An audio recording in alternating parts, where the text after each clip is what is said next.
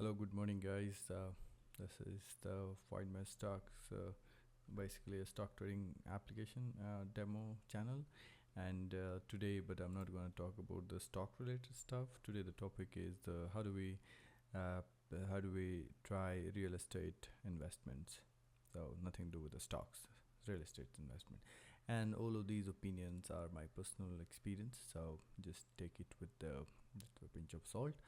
So let's begin. So my theory says that let's say you want to build a passive income through the real estate investment, then and this is also primarily in the context of India. So I should just bear in mind. So the first step, just minimize this, is let's say we're investing in a house. So this is our first house. So I'll put a number. Let's say this is the first one.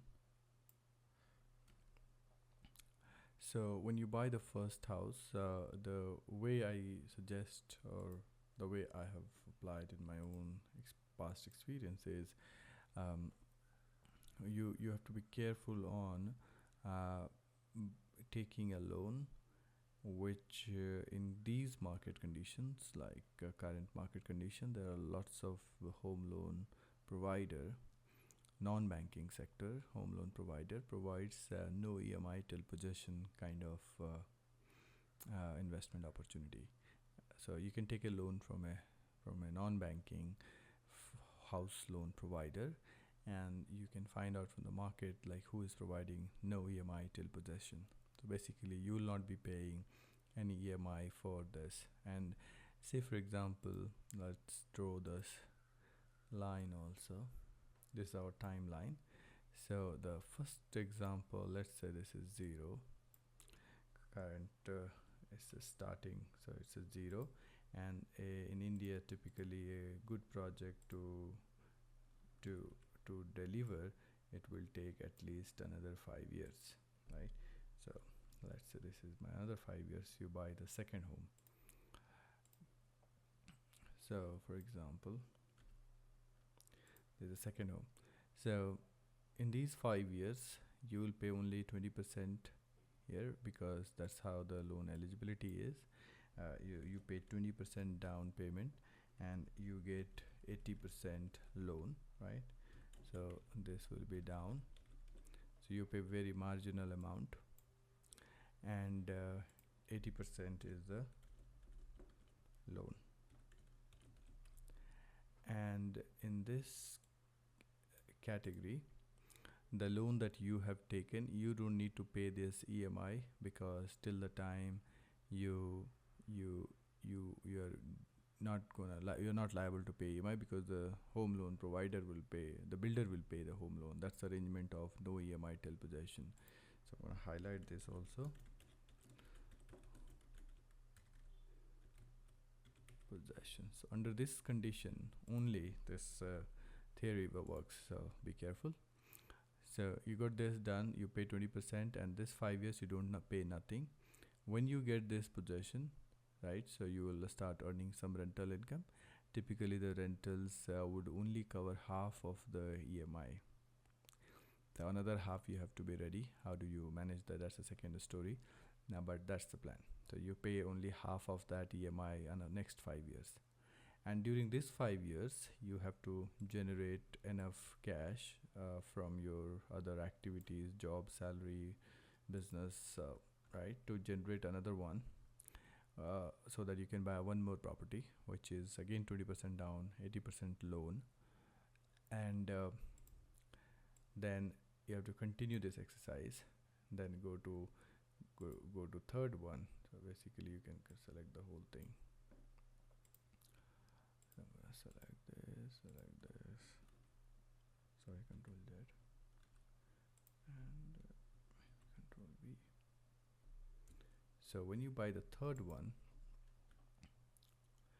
of course, as you see, you have to be ready to invest up to, like in my condition, I think one should have like 4 or 5 houses, and then you can play around this game very well. So go and buy the third one.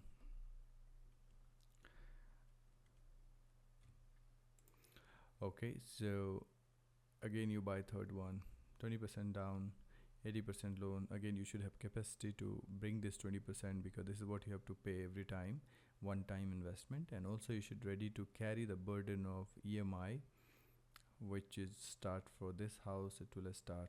So during this period, uh, let's say during this period, you are paying EMI of 50%.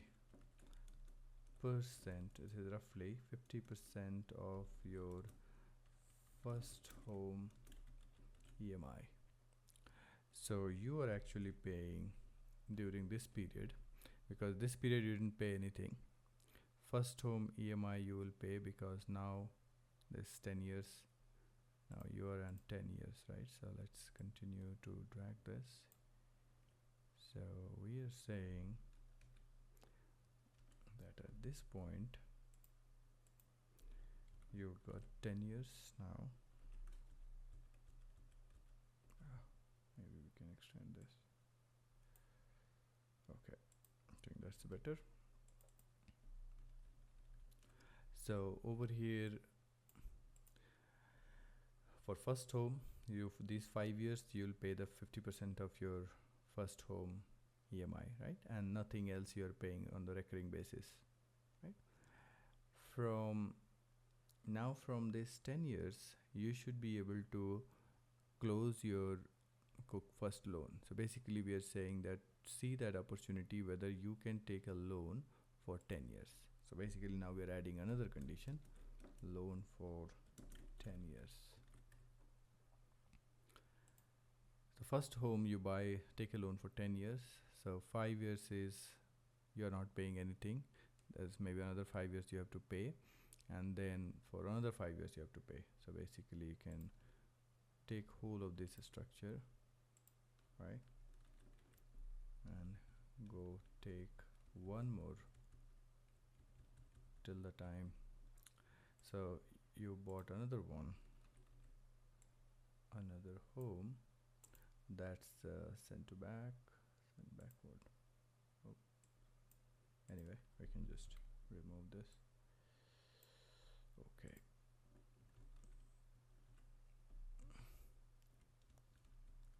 Okay, this is the fourth home loan. Now it's not very difficult actually.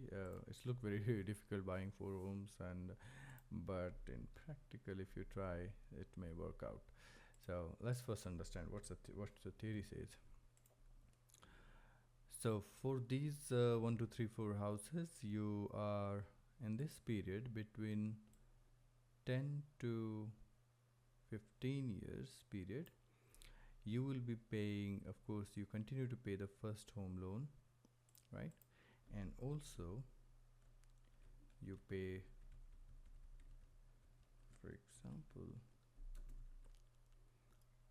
right, that's how it will look, right? You pay first home and also you pay for the second home loan. So your burden is increasing. You have to be careful in how you want to manage this, but this I'm just talking theory and my experience how this thing should work. So of course I believe this should, in order to work this, you should have your partner also working so that you have higher loan eligibility, and you should not also over leverage. I think that's a second topic we'll talk about, but let's first see how this thing works. You have for this 5 to 10 years you're paying only the first home EMI.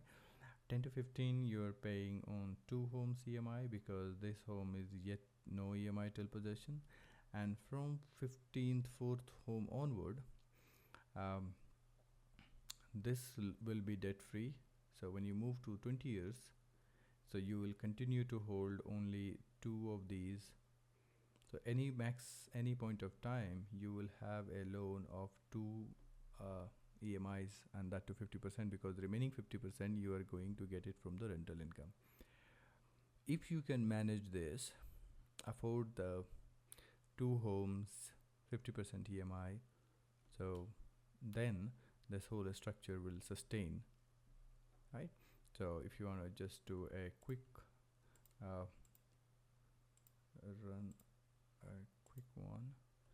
So what will happen,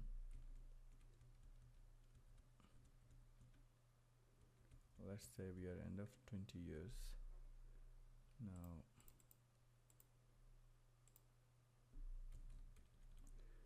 You're at the end of 20 years, this is your fifth one,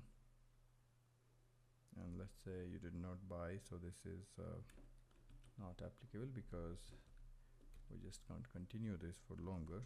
Or if you want, you can rotate, but suppose there is nothing here.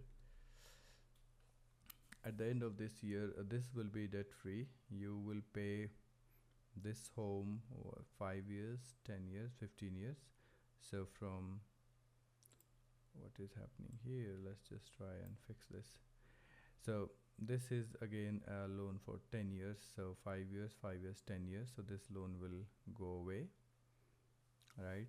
Or if it is under construction property, then 5 years take to construct and 10 years you have to repay. So you will be paying the second home loan here, second home EMI, and third one will also pay,